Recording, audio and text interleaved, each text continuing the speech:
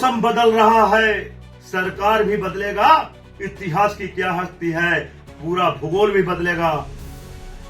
धड़कने खामोश और मदमस्त इरादा है, 2025 में बनेगी जन सुराज की सरकार, ये रंजीत अग्रवाल का वादा है। सबसे ज्यादा अगर धोखा दिया गया है पूरे शेरघाटी में तो दलित समाजों को धोखा दिया गया है। शेरघाटी के लिए जो सबसे पहला जो काम होगा, भ्रष्टाचार और जो रिश्वतखोरी, आदमी को आधार कार्ड सुधरवाने के लिए लोगों को रिश्वत देना पड़ रहा है, खुद के रसीद, जमीन का रसीद कटवाने के लिए लोगों को रिश्वत देना पड़ रहा है, राशन कार्ड में नाम जुड़वाने के लिए लोगों को रिश्वत देना पड़ रहा है। हम ये सब छोटा छोटा जो समस्या है इसको पहले उखाड़ फेंकेंगे। किसी भी अधिकारी में ऐसा दम नहीं होगा कि हमारे शासन काल में कोई 1 रुपया रिश्वत का मांग कर दे। हम एक सरोह की चलती है इस राज्य में खूब मनमानी और बिना रिश्वत लिए काम करने में करते हैं आनाकानी। रोटी, शिक्षा और मकान, भ्रष्टों का सबसे ज्यादा इसी पे है ध्यान। और जब जब करते हैं लोग भ्रष्टाचार का निंदा तो पावर वाले कहते हैं निकल जाएंगे जिंदा। बिहार में विधानसभा चुनाव होने में अब चंद महीने बच गए हैं और ऐसे में सभी पार्टियों ने तैयारियां शुरू कर दी है। अभी हम गया जिले के शेरघाटी विधानसभा क्षेत्र में हैं और यहां से जन सुराज के प्रत्याशी है रंजीत अग्रवाल जी। हम इनसे बात करेंगे कि किन मुद्दों पर ये चुनाव लड़ने वाले हैं और अब तक यहाँ 2 बार लगातार जो है जेडीयू के विधायक रहे हैं और अभी जो है आरजेडी के विधायक है, कितना विकास हुआ है, सभी मुद्दों पर चर्चाएं होंगी।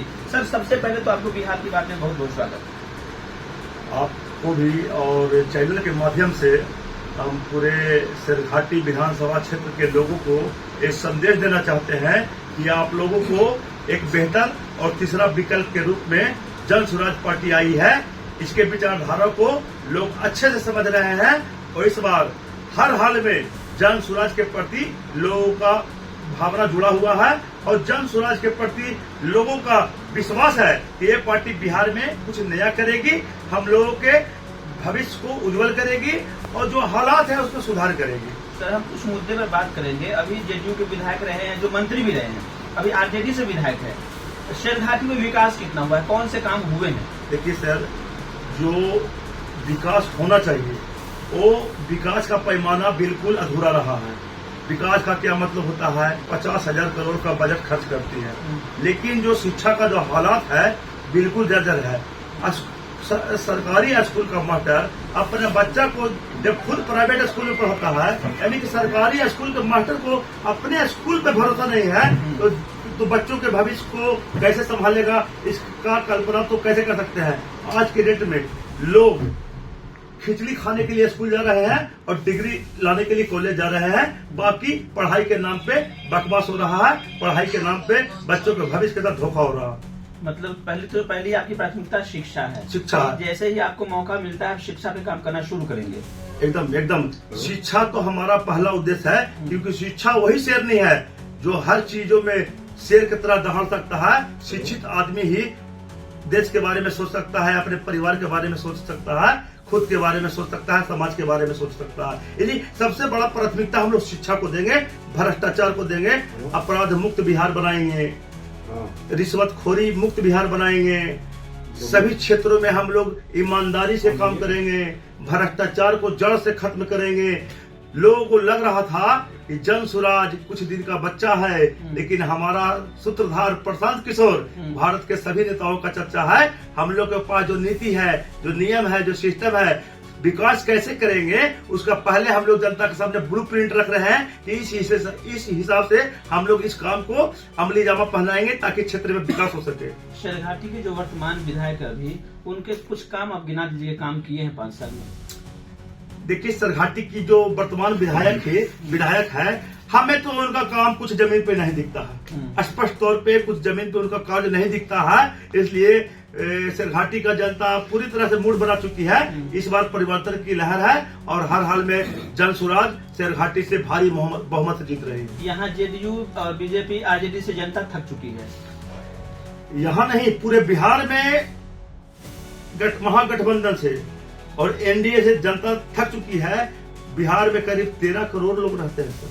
13 करोड़ लोगों के पास सिर्फ 2 ही विकल्प था, यानी कि लालू के डर से भाजपा को और भाजपा के डर से लालू को। विकल्प नहीं था, इसलिए ये दोनों में खेल होता था। अब तीसरा विकल्प के रूप में जन सुराज मजबूती से खड़ी है, ईमानदारी से खड़ी है, लोगों के दिलों पर राज कर रही है। और सारे लोगों का कहना है कि जन सुराज से बढ़िया पार्टी अभी तक बिहार में हमको कोई नहीं दिख रहा है, इसलिए जन सुराज के लिए हम लोग समर्पित हैं, जन सुराज को हम लोग सपोर्ट कर रहे हैं। आपको सर अगर पार्टी प्रत्याशी घोषित कर देती है और आप जीतते हैं तो सबसे पहला काम कौन सा होगा शेरघाटी के लिए? शेरघाटी के लिए जो सबसे पहला जो काम होगा, भ्रष्टाचार, जो रिश्वतखोरी, आदमी को आधार कार्ड सुधरवाने के लिए लोगों को रिश्वत देना पड़ रहा है, खुद के रसीद, जमीन का रसीद कटवाने के लिए लोगों को रिश्वत देना पड़ रहा है, राशन कार्ड में नाम जुड़वाने के लिए लोगों को रिश्वत देना पड़ रहा है। हम ये सब छोटा छोटा जो समस्या है इसको पहले उखाड़ फेंकेंगे। किसी भी अधिकारी में ऐसा दम नहीं होगा कि हमारे शासन काल में कोई 1 रुपया रिश्वत का मांग कर दे। हम ये जनता से वादा करते हैं। इसके लिए हम लोग कानून का सहारा लेंगे, इसके लिए हम लोग जनता का सहारा लेंगे। अगर जनता को ठगा जाएगा तो उससे उस अभियान में रंजीत अग्रवाल सबसे बड़ा पहले खड़ा होगा और भ्रष्टाचार के खिलाफ जबरदस्त मोर्चा खोलेगा। अभी आवास योजना का जो है पूरे बिहार में चल रहा है, तो आवास योजना पर क्या लग रहा है आपको? भ्रष्टाचार इसमें भी दिख रहा है? सर, आवास योजना पे भारी भ्रष्टाचार हो रहा है। आवास योजना में बिचौलिया को बोलवाला है। एक आवास योजना में 25 से 30 हजार, कहीं पे 50,000 रुपया लोगों को रिश्वत देना पड़ रहा है। फोटो खिंचवाने में 2-2 हजार रुपया का रिश्वत देना पड़ रहा है। यानी कि पूरे बिहार के लगभग सभी विभागों में ऐसी है नाकामी, अफसरों की चलती है इस राज्य में खूब मनमानी और बिना रिश्वत लिए काम करने में करते हैं आनाकानी। रोटी, शिक्षा और मकान, भ्रष्टों का सबसे ज्यादा इसी पे है ध्यान। और जब जब करते हैं लोग भ्रष्टाचार का निंदा तो पावर वाले कहते हैं निकल जाएंगे जिंदा। शेरघाटी में सबसे महत्वपूर्ण कौन सा काम है आपको जो जरूरी है, जो होना चाहिए? देखिए, शेरघाटी में जितना भी दलित क्षेत्र में दलित का जो मोहल्ला है, मांझी क्षेत्रों का जो मोहल्ला है, आज भी जाके देखिएगा तो लगेगा ना कि नरक का जिंदगी जी रहा है। न पीने के लिए चापाकल का व्यवस्था है, न नाली है, न गली है। लोग किसी प्रकार तिरपाल से अपने घर को ढके हुए हैं, बांस बल्ले के सहारे पे जिंदगी काट रहा है। जब हम लोग देखते हैं तो सबसे ज्यादा अगर धोखा दिया गया है पूरे शेरघाटी में तो दलित समाजों को धोखा दिया गया है। सिर्फ कोई जाति के नाम पे वोट मांगते आया है, कोई धर्म के नाम पे वोट मांगते आया है, कोई मंदिर के नाम पे वोट मांगते आया है, कोई मस्जिद के नाम पे वोट मांगते आया है। तो इस बार जनता अपने बच्चों के भविष्य के नाम पे वोट देगा, भविष्य को संभालने के नाम पे वोट देगा। लालू, नीतीश और मोदी ने क्या किया है? बच्चों के पीठ पे बोरा बांधने का काम किया है।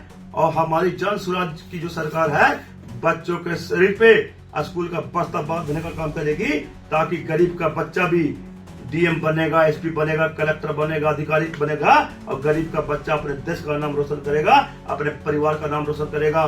जन सुराज में जो एक नीति है, 15 साल तक के सभी गरीब बच्चों को विश्व स्तरीय शिक्षा हम लोग बिल्कुल मुफ्त देंगे।